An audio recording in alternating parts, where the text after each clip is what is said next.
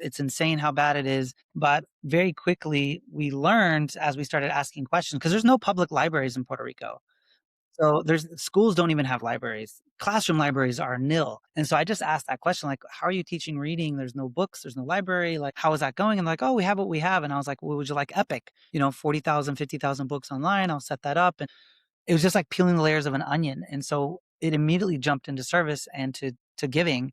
And then these other teachers started talking to each other at churches. Little known fact about Puerto Rico, it's the most religious place in America. Over 90% identify as, Christian or Catholic or whatever. And so everything's community based with their churches and like, hey, there's these gringos, they're giving us free computers, they're giving us services, you should ask them for help. And they reached out and said, hey, can you help our school? And we're like, yeah, absolutely. And so one school turned into two, turned into four, and now we've hit 50 schools that we've served throughout Puerto Rico. But we're coming from this background of working in like elite private schools. So we're kind of coming at the front of the spear, which are honestly even further ahead than so many, if not most schools in the United States, because we don't have the bureaucracy that you find in the States with, public school districts and those kind of things. And also there aren't a lot of financial restraints.